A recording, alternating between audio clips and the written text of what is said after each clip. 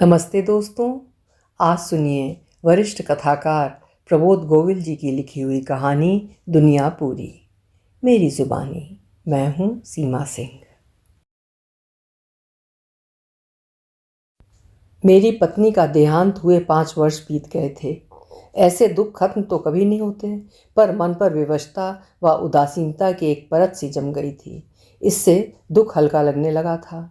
जीवन और परिवार की लगभग सभी जिम्मेदारियां पूरी हो चुकी थीं। नौकरी से सेवानिवृत्ति, बच्चों की नौकरियां और विवाह भी। जिंदगी एक मोड़ पर आकर रुक गई थी। दोबारा घर बसाना मुझे बचकाना ख्याल लगता था। चुकी उमंगों के बीज भला किसी उठती उमंग में क्यों बोए जाएं? अगर सामने भी चुकी उमंग ही हो तो दो ठूंठ पास आकर भी तो क्या करें? मुझे याद आता था कि एक बार पत्नी और अपनी खुद की नौकरी में अलग अलग पोस्टिंग होने पर जाने के लिए अनिच्छुक पत्नी को समझाते हुए मैंने ये वचन दे डाला था कि मैं जीवन में कभी किसी दूसरी औरत से शरीर के किसी रिश्ते के बारे में होश रहने तक सोचूंगा भी नहीं। पत्नी का निधन इस तरह अकस्मात दिल का दौरा पड़ने से हुआ कि दोबारा कभी अपने वचन से मुक्ति की बात ही ना आ सकी। उसके जाने के बाद ये वचन मेरे लिए पत्थर की लकीर बन गया। मैं तन मन से दुनिया भर की स्त्रियों से हमेशा के लिए दूर हो गया। कुछ साल बीते, शरीर में एक अजीब सा ठहराव आ गया। एक जड़ता ने घर कर लिया। किताबों में पढ़ा कि इंसान के लिए किसी दूसरे इंसान का जिस्म केवल ज़रूरत ही नहीं बल्कि एक औषधि है।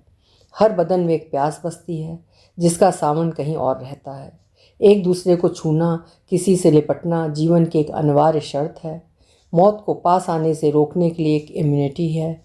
ये घर्षण एक जीव वैज्ञानिकता है। और तब मुझे लगा कि मैं हर किसी को छूने की कोशिश करता हूँ। मुझे महसूस होता कि किसी समय पति के जीवित न रहने पर किसी स्त्री को उसके साथ ही सती होने के लिए विवश करना या उसका पति के साथ ही जल मरना कैसा व क्या रहा होगा। वो पितृसत्तात्मक समाज था, इसलिए मरने की शर्त केवल स्त्री के लिए थी। पुरुष तुरंत दोबारा विवाह कर लेते थे। मैं अपने वचन के चलते इससे उबरना चाहता था। जल्दी ही मुझे लगने लगा कि महिलाओं से दूर रहते हुए भी मुझे किसी इंसान से बात करते हुए उसे छू लेना, जरा सी पहचान पर उसे गले लगा लेना, घूमते हुए हाथ पकड़ लेना, बैठते हुए आत्मीयता से उससे सट जाना बहुत जीवन भरा है। मेरे शरीर में इससे स्पंदन आ जाता, जीवन की इच्छा बलवती होती, बदन में एक लय आ जाती, अच्छी तरह रहने का मन होता। मैं न जाने क्या क्या सोचने लगा। क्या मैं किसी मंदिर में खड़ा होकर संकेत रूप में पत्थर के ईश्वर को साक्षी मानकर अपना वचन तोड़ दूं? नहीं। यदि मेरी पत्नी जीवित होती तो मैं शायद ऐसा करने का साहस भी जुटा लेता, पर अब उसके जाने के बाद नहीं। ये अपराध है। मैं पुरुष शरीर का ही सानिध्य और साहचर्य पाने में भला भला सा महसूस करने लगा। अब मैं इस दिशा में सोचता, इसमें किसी तरह की अंतरंगता मुझे भाती, लेकिन मेरे मन के स्वाभाविक तर्क मुझे रोकते। अपने हम उम्र लोगों का साथ मुझे खींच भरा लगता। वे हमेशा ऐसी बातें करते कि मेरी आमदनी कितनी है, मेरी जायदाद की कीमत कितनी है, मेरे पास भविष्य निधि के स्रोत क्या हैं, मेरे मकान या ज़मीन का बाजार मूल्य कितना है। इन सवालों से उकता कर मैं उनसे दूरी बना लेता।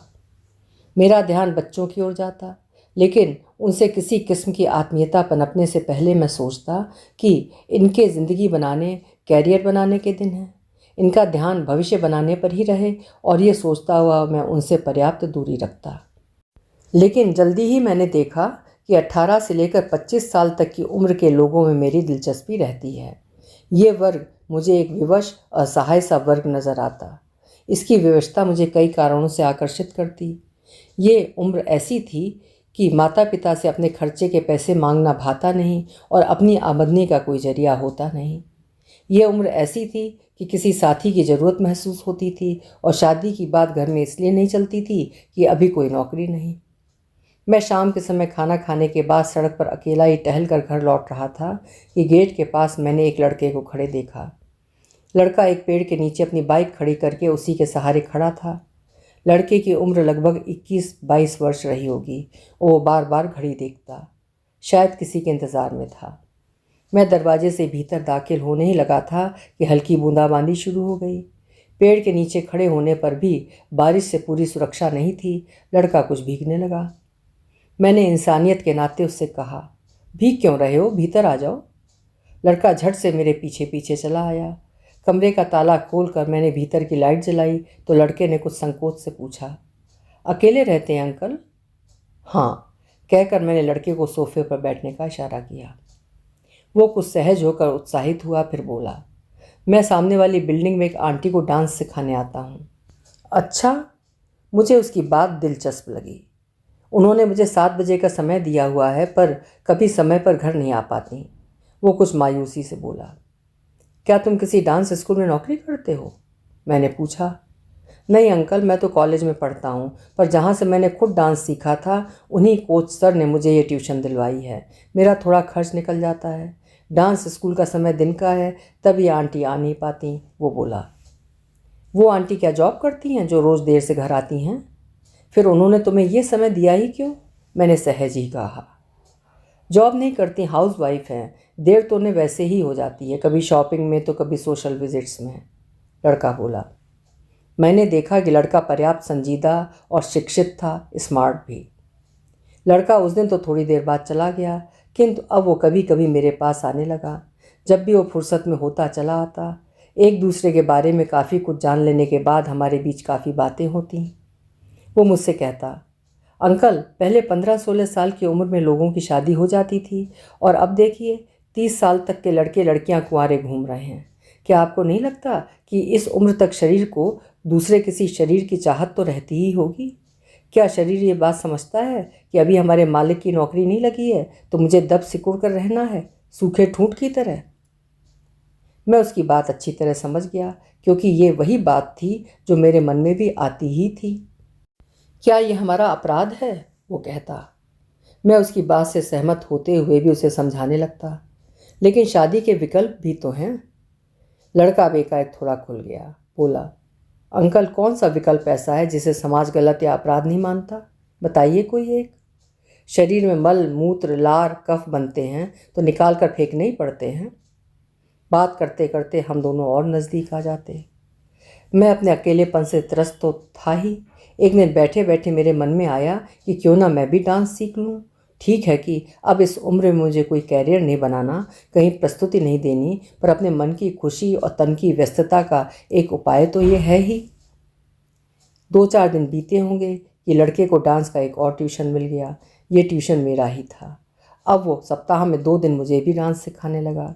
फिर रोज़ दरवाज़ा बंद करके तेज़ संगीत की आवाज़ में मैं लगभग 1 घंटे तक अकेले ही उसके सिखाए स्टेप्स दोहराता। एक ही कॉलोनी में पास पास 2 स्टूडेंट्स होने का ये लाभ उसे भी हुआ कि उसका समय अब इंतज़ार में ख़राब नहीं होता था। उसकी आमदनी भी दोगुनी हो गई। दोनों में से जिसके घर की लाइट्स उसे जली दिखाई देती थी, वहाँ वो पहले चला जाता था। इस उम्र में मेरे जैसे नए विद्यार्थी के साथ उसे बहुत मज़ा आता। दोनों झूम कर नाचते। नाचते नाचते दोनों इतना थक कर चूर हो जाते कि और सारी थकान उतर जाती। डांस के बाद थक कर हम दोनों गुरु शिष्य निढाल हो जाते और 10-15 मिनट तक दोनों एक दूसरे से लिपटे पड़े रहते। एक दिन इसी अवस्था में पड़े हुए देखकर उसने मेरी ओर अचरज से देखा और बोला, क्या ढूंढ रहे हैं अंकल? लगता है जैसे आपका कुछ खो गया है। कहता हुआ वो चेहरे पर कोई रहस्यमय मुस्कान लेकर उठ गया। कुछ देर में वो वापस चला गया। कभी कभी वो कहा करता था कि डांस की क्लास खत्म होते हमारा गुरु चेले का रिश्ता खत्म हुआ।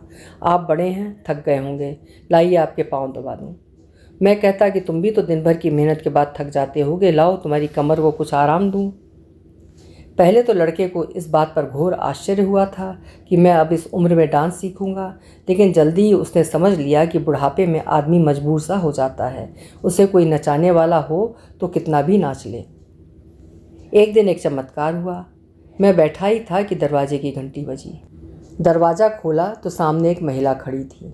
एकाएक मैंने उसे पहचाना तो नहीं, किंतु ऐसा लगा जैसे शायद ये वही हैं जो मेरे डांस टीचर से डांस सीखती हैं।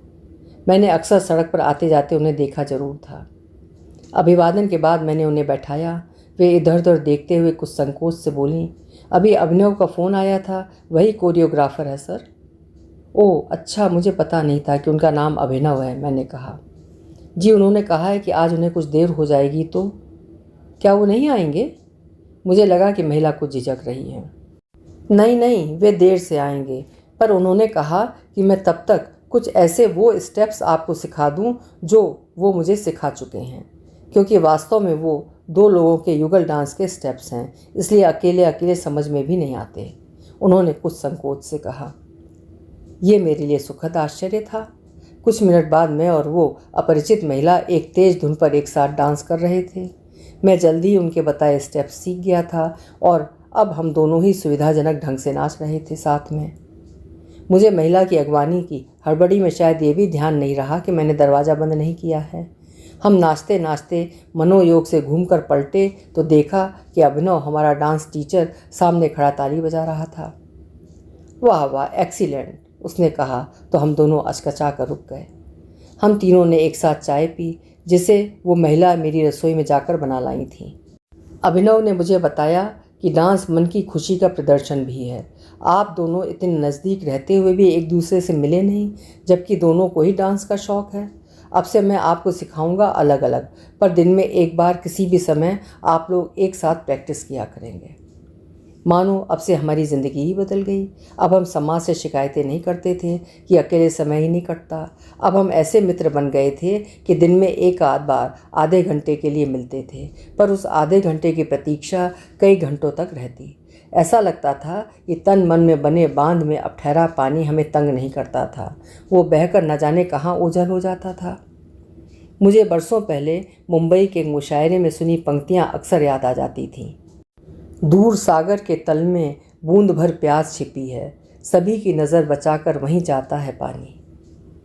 अब कभी कभी रात को सोने से पहले मैं सोचता था कि अगर रात को सपने में मेरी पत्नी आई और उसने ये पूछा कि आपके साथ दोपहर में कौन होता है, तो मैं उसे बता दूंगा कि उससे मेरा कोई लेना देना नहीं है, वो तो मेरी क्लास फेलो है।